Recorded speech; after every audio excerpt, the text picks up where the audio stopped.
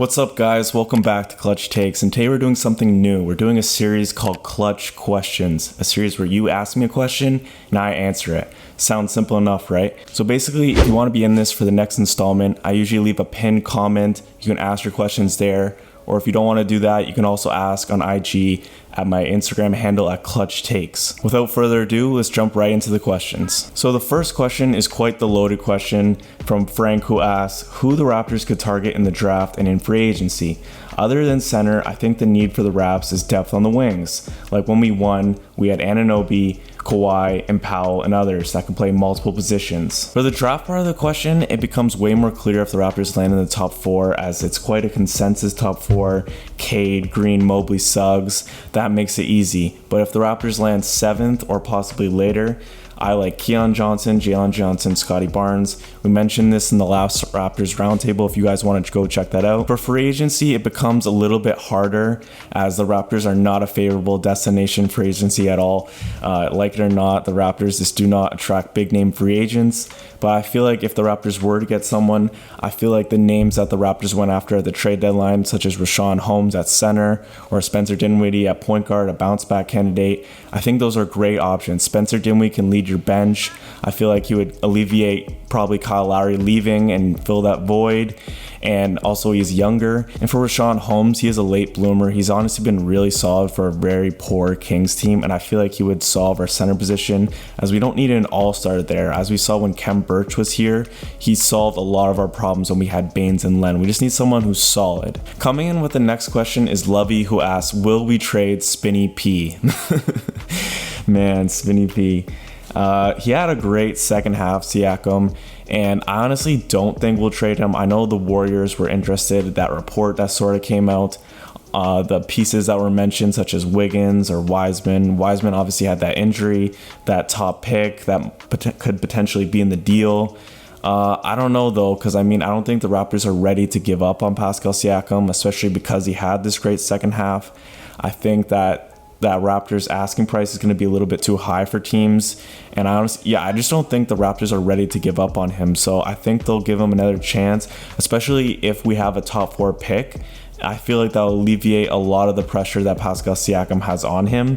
As I've said, that I don't think Pascal Siakam should be a number 1 option on a team, and I feel like when you create more space with him, which the Raptors seem like they're more leaning to do, I think Siakam is going to be the player that when Kawhi was on the team, he was so great and was second all NBA. This next question comes in from Nicholas, who asked, do you convince Pascal that this is his team, or do you really go into a whole team offense with the rookie? I'm suggesting you mean this if we land a top 4 pick. I doubt you mean Malachi Flynn or any of those rookies. That would be a little bit way too much to ask for. So I'm just going to go off if we draft obviously a top 4 pick. And if that top 4 pick, such as Cade Cunningham or a Jalen Green, who has that potential, honestly, I don't think you put that much pressure on them right away. Maybe for Cade, honestly, because he honestly seems generational. But I feel like Pascal Siakam and Green or Cade, I feel like you'll split duties in the beginning. But honestly, I don't know if this is hot take. They haven't even played an NBA game yet. But I would lean a little bit more towards Green or Cade. And the reason why I'm saying this, as I just mentioned, I don't think Pascal Siakam is a number 1 option. And that is no knock. Being a very good number 2 is very, very solid. But being a number 1, you need to be able to score at 3 levels. Most of the time, you need to be able to get your team into the offense. I just don't think Pascal Siakam has that big of a bag to be the leader of a team.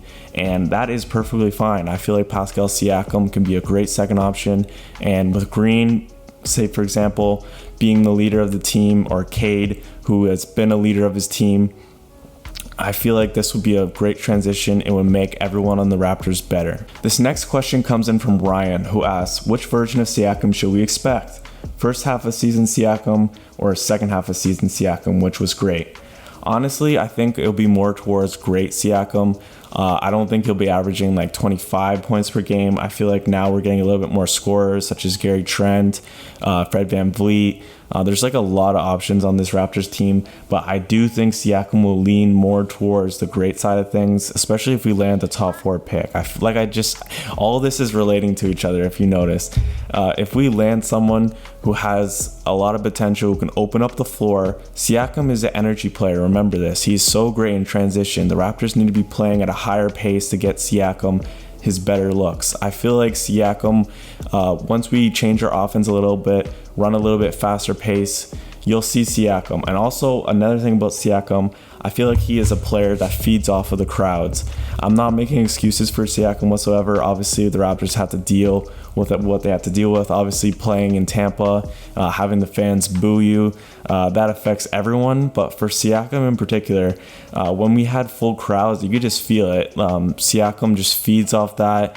Such as a player like Russell Westbrook. Obviously, Russell Westbrook has it internally, but Siakam, that outer energy. Obviously, a perfect example of this, the Utah Jazz. They had such a good record at home compared to the road. Obviously, they were good all around, but especially at home. Donovan Mitchell even said they feed off that crowd. And I feel like Siakam, that'll have an effect on him. And that, along with the team being improved, I feel like you'll have a better version of Siakam. I got another question from my boy Ryan, who asks, you've probably already gotten this one, but could you bring back Lowry? And if you do, does he play behind VanVleet or off the bench? Now, I personally think the rumors that Lowry will be sign and trade are personally true. I think that the Raptors are going to move on from Kyle Lowry. I think they desperately tried to trade him at the trade deadline. They just did not get the package they wanted. I think this year, with the trade market being not that great, I feel like the Raptors can get a good haul for him. And Lowry has been open about it. He said he wants to chase championships. He does not want to wait for the Raptors to get back to that point where they were. So I think this is a mutual thing, and I think it'll be best if Kyle Lowry is traded to a team such as the Philadelphia 76ers, where his home is. I think that would be beneficial for both teams. But say for the odd example that he comes back to the Raptors, he would 100% be behind Fred VanVleet. We need to fully commit to the young guys. Obviously, this season, I know out of respect, we started him in the lineup, but I feel like if you trade for a player like Gary Trent Jr., or if you draft a guy as stature as a Cade Cunningham or a Jalen Green or Evan Mobley or Jalen Suggs, eventually those guys are going to need to start. So I feel like it makes things a lot really complicated. And honestly, this is why we need to sign trade him. But if he does stay, he needs to go to the bench. This last question comes from Prob. You guys might know him as the Wards Report. He asks, is Masai coming back to the Raptors? This is the question that all Raptors fans want to know. Masai has been so great at scouting talent, as we've seen late in the season with Jalen Harris and Malachi Flynn, just finding gems everywhere. Obviously, Pascal Siakam being the biggest one, OG Anunoby, Fred VanVleet undrafted, getting a first-round pick from Andrea Bargnani. I could come up with a million things. You get the point. Honestly, I've said this before. Losing Masai Ujiri would almost be as bad as losing Kawhi Leonard. The reason why the Raptors still stay competitive and have as bright future as they do is because of Masai Ujiri. Obviously, you give a lot of credit to Bobby Webster too, but we obviously know that the man behind a lot of this is Masai Ujiri. So honestly, I think Masai Ujiri is priority number one. We need to bring this man back. And honestly, from his press conferences, it gave me a little bit of mixed signals, as he seemed very emotional, like he was leaving. But at the same time, there's been reports that he could be in contract negotiations to re-sign. So honestly, I don't know. I really hope he does. I feel like the Raptors have unfinished business. The Raptors can get back to their home court. I feel like it'll be a big turnaround. I don't think the Raptors are heading to the lottery. I think this will be a quick turnaround. So I think Masai wants to be there for that.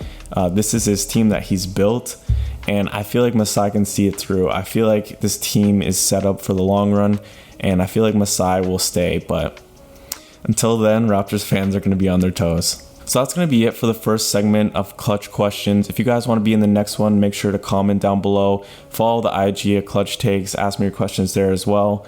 And I'll make sure to get back to all of you like I did in this one. See you guys next time.